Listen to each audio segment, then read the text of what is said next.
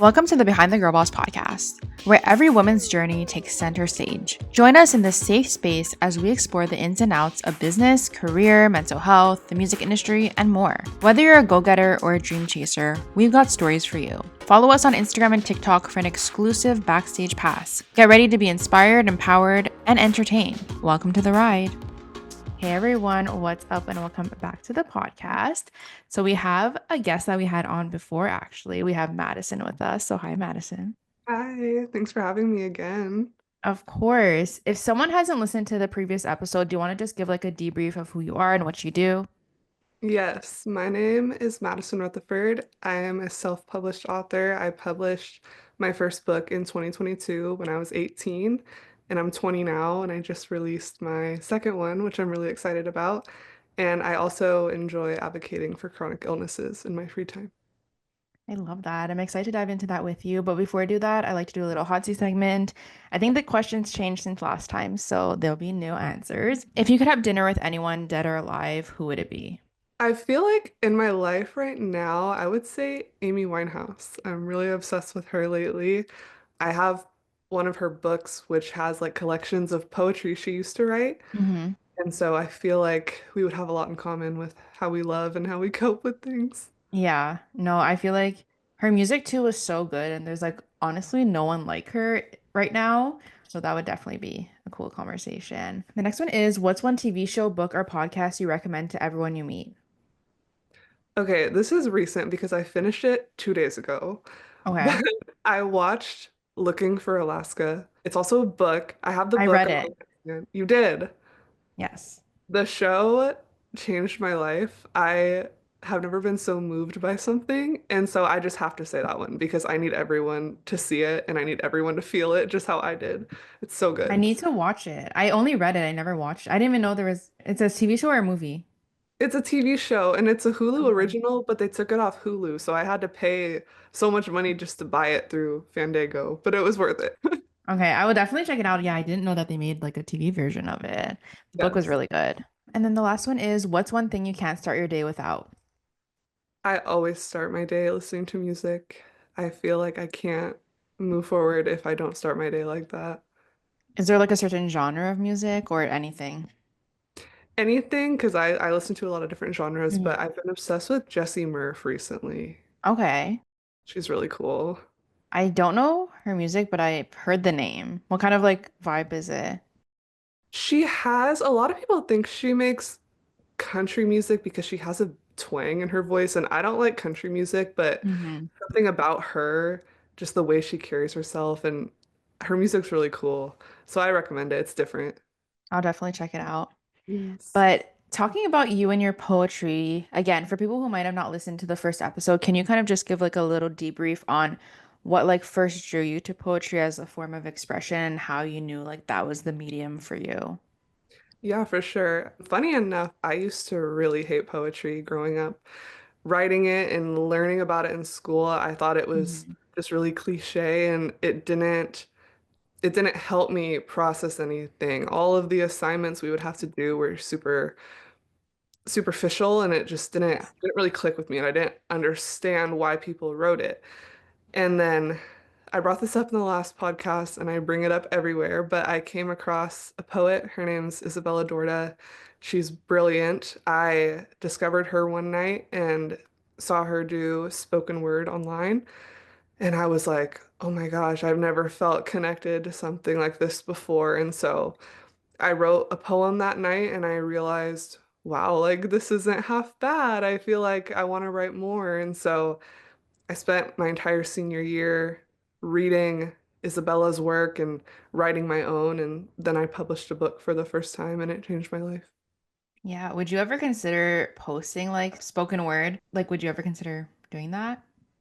I spoke at a poetry reading once, and I was so shy because I'm very honest and open, but when it comes to standing in front of someone, I get really scared.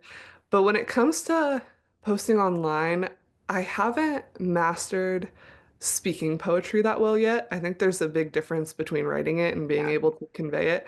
But I want to. I love following people who do it, and I want to be one of them. So. Yeah, in the I think future. you should maybe like start by just reading like one poem from your book, even if you're like holding the book and like you don't have it memorized. I think like that would be a cool like way to like market it and also just show like a different side to you. I think that would be fun. Oh, yeah, thank you. I want to definitely look into that. Yeah, I love that.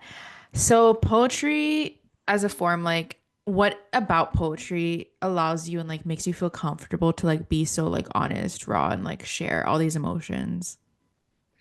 I feel like writing is the only way where I can truly be honest and I don't have to lie about anything, Mhm. even though I am super honest. Like I don't lie to the people in my life. I Yeah. don't put up a front. People know things about me. That's just how it is. But I feel like there's a level to speaking with someone face to face where you can kind of cover up pain in a way. You make it seem better than it actually is. Hmm. Where when it's just a piece of paper or a computer and it's just you writing, I feel like you can't, there's no way to lie. You just pour out everything that you're feeling. Yeah. And I feel like for me, that's helped me be really honest with myself because I'll write things and be like, even I didn't realize I was in this much pain about this. Yeah. And that's why I love doing it because it helps me recognize what I'm doing to myself and what Mhm. I can do to move forward. Yeah. And when you're writing, is there a difference between when you're writing things for yourself that you know are not going to be like out in the world versus when you're writing knowing there'll be like an audience like reading it? Is there a difference or is it always the same for you? I feel like for me, I don't have much in my notes that isn't in my books, but Okay. the main difference is when I write for myself, I write about obviously my experiences and what I've been through. And I really encourage my readers, especially my close friends, who they might be able to pick up who it's about or what's it Hmm. about, but I really want them to try to relate it to themselves. I don't want to be asked, oh, is it about this person and why? It's like, I want you to read it and I want Yeah. you to say, oh, I'm thinking about this person. Because once I publish it, it's kind of everyone's at that point. It's no longer mine, but I like that about it. Yeah. Do you ever Mhm. get like shy or scared knowing that like potentially like your parents will read it and like family members and stuff and like knowing how vulnerable and honest you are, like you said, does it ever like make you nervous in that aspect? Honestly, not really. I Okay. feel like I'm such an open book, especially after publishing my first one, that Hmm. I don't feel like I have anything to hide, but I do get a little bit nervous when people say, do you think it's a good idea to publish that? Because Yeah. I've gotten comments like that before saying, maybe you shouldn't have done this, or maybe you should be a little more private. But I haven't let those comments get to me because at the Yeah. end of the day, it's not their profile, it's not their story. So I don't really let it get to me what other people think. No, honestly, that's the most important thing. And I think the people that like connect with it, it's much better than like those little random comments because at the end of the day, like poetry for me too, like reading it, I'm like, oh, like I feel so seen in these like people's words. And like even when it's people I've never met, like I've read your stuff and I'm like, oh, like it's like hard when you know the person because I'm like, oh, like they're going through that and like you know them more personally, but I can still relate to it. But especially when it's like people like I don't know and I'm like reading it, I'm like, wow, like I feel so seen from like a stranger. I'm sure you've had like those instances too. Can you like talk a little bit about that? Yeah, it is a very rewarding feeling and I'm sure like you said you might be able to feel that through your podcast and the media you put out Hmm. because I'll have, people, online friends, people from Twitter who buy my book and they live halfway across the world Yeah. so far away and it just like blows my mind that someone who I feel so close to but so far away from can pick up on it and Yeah. I think it's a cool feeling, and I feel that way through your stuff too. I love how you don't really care what you put online and you just post what you want to post and not cater to anyone. Yeah, because at the end of the day, like you said, like this is my profile, my stuff.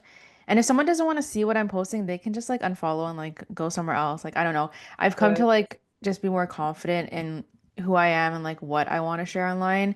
And if it connects with one person, that's all that really matters to me at the end of the day. exactly, and I love that.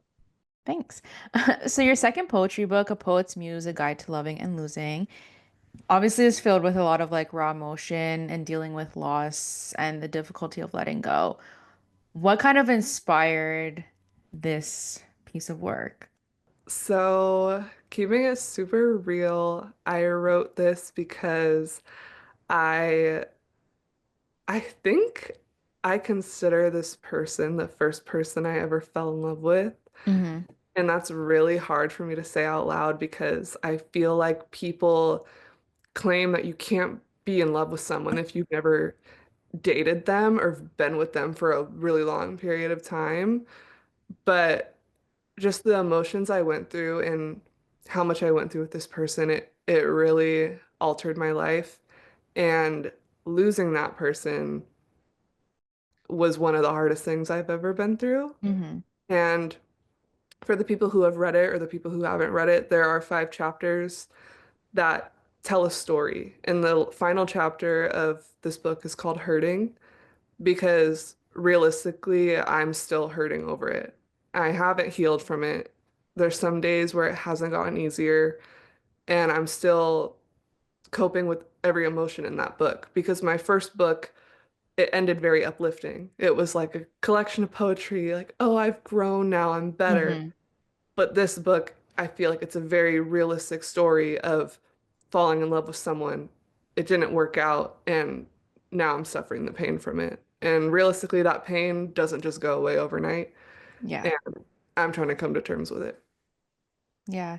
No, I think that's a good way to go about it too, because at the end of the day, as much as we want like things in the end to like be happy and everything, like the reality is most of the time it's not. And I think that's what makes it so like real and like honest and connects with people because so many people go through that and so many people fall in love and it doesn't work out. And like you said, it doesn't go away overnight. So yeah, I think that's like really important to showcase. I agree. Thank you. You're welcome. When you were writing this, did you write it while you two were still talking, or was it this like a ended and then I started writing it type of thing? I wrote it more recently after we got out of contact. And Okay. an interesting thing about this book is the book that is published and the book all of you are holding is not what this book was supposed to be. I had a full written, like full page typed, not memoir, but like a personal narrative Yeah, I book. think I remember you saying that Hmm. that was your next thing.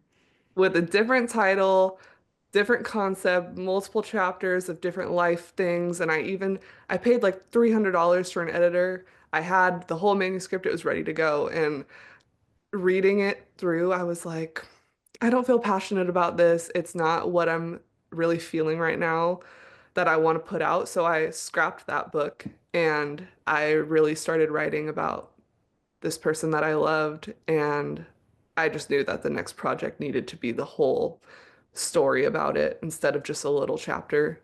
And so, yeah, all of it was the past couple of months grieving, yearning, Yeah. losing, all of that. I channeled it into this book without him. Do you know if this person knows that like there's a whole book out about them, and does that ever make you like nervous about that? Yeah, he does. I experienced a little bit of flashback from this reel I posted. I'm not sure if you saw it. It was a video of me flipping through my book, and I said I couldn't have him, so I wrote a whole book about him Okay, yes, I instead. saw that. I posted that because one of my friends recommended that I start doing more relatable content to promote my Hmm. book. And I thought, why not? And so what I meant by that reel was, oh, I can't have this person anymore. So all I can do is channel my heartbreak Yeah. in writing. Like that's so sad, but it's true. So I was kind of poking fun at my own pain.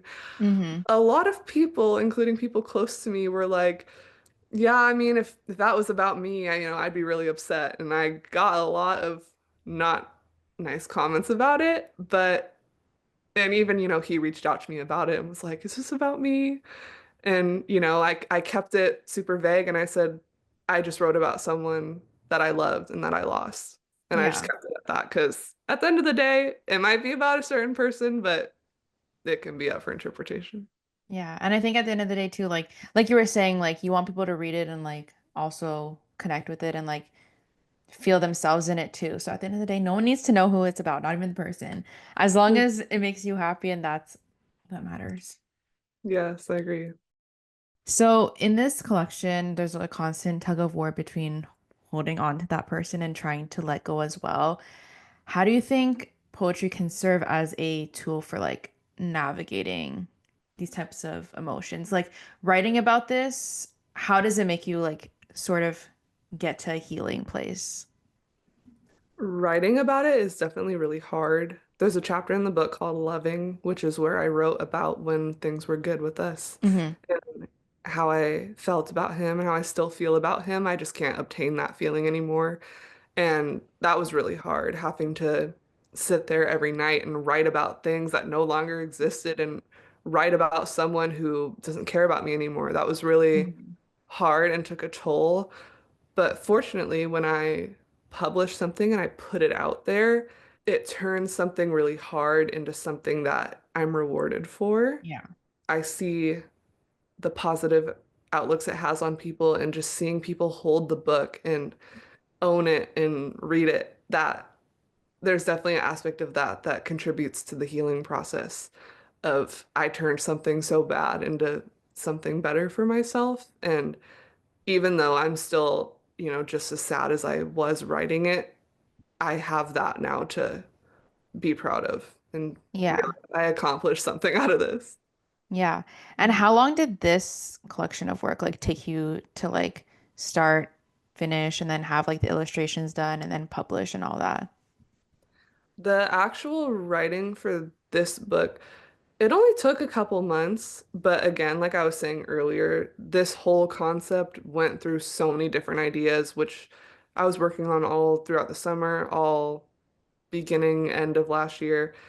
And so it took a while, but with illustrations, my friend Taya, she illustrated the cover and she was really easy to work with and saw my vision for it. I didn't really know what I wanted the cover to look like. I just knew that I wanted something raw and vulnerable and showcase me.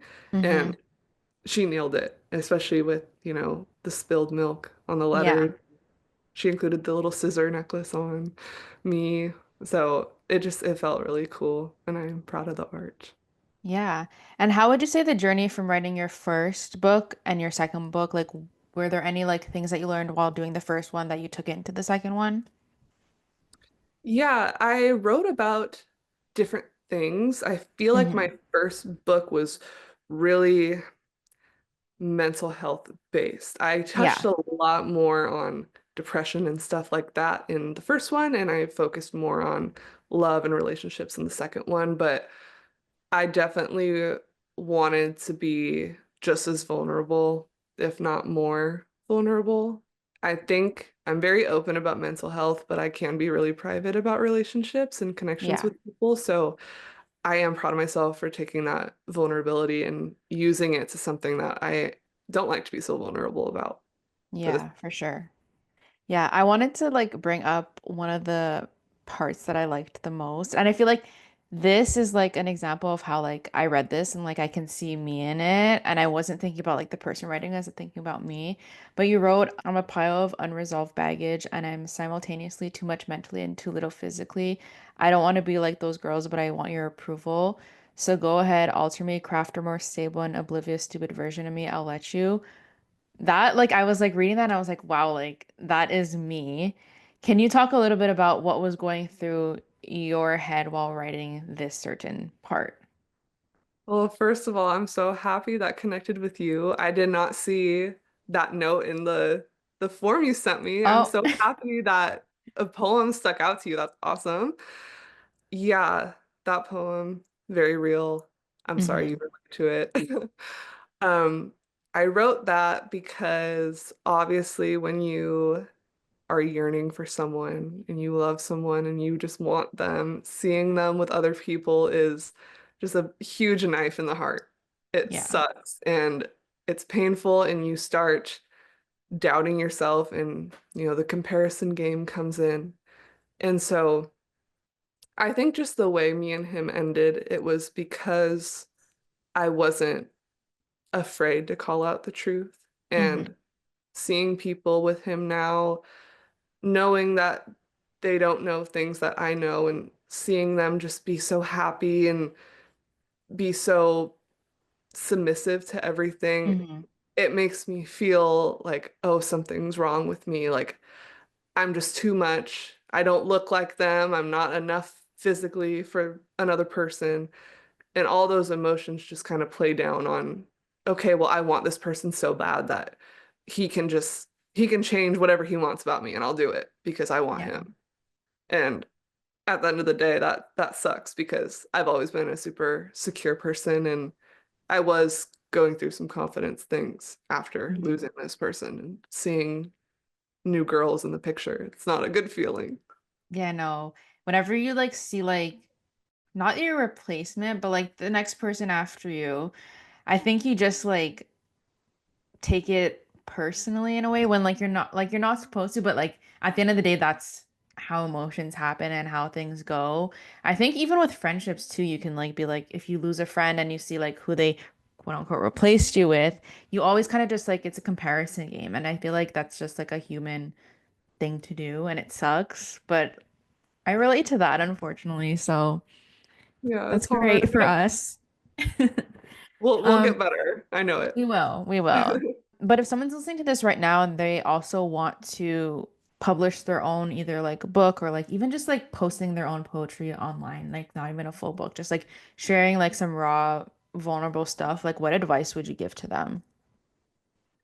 I would let them know that even if they feel scared that what they're writing is too personal and too much, you got to kind of think of it as like someone reading that is going to get that instant, if they do relate to it, they're going to say, oh, wow, I relate to this. Similar Yeah. to like when you listen to a song and it really touches you, you're not thinking about the artist and what exactly they're talking about. You're Yeah. thinking, wow, this is my song now.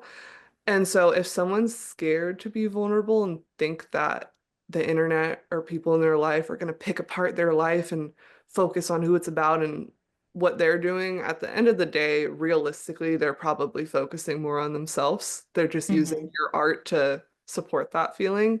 So I would tell them to focus on that and still be vulnerable because your art connecting with someone else is one of the most rewarding things you can do. Yeah, 100%. So I asked people on Instagram to ask questions and I picked two of my favorite ones. So the first one is, what does your writing routine look like? My writing routine was way different this time around. The first time I wrote a book, I wrote everything in my phone. Uh-huh. I would write in class, walking around the store. I was just always like in my phone like this, writing down Hmm. any idea I had. But this one, I would come home each night and just dedicate a large chunk of time to just typing stuff on my computer in order. I think that's kind of why this book has more of a storyline Yeah. because the first book, I just had a bunch of random stuff in my phone and I had to organize it on what I wanted to go in order in my book. But this one, I just spent a few hours each night typing and it happened naturally. I don't have a specific routine. I like to take time and just be in my own personal space. Time to think. Yeah. Do you ever like write your stuff by hand? Does it or is it always like digitally?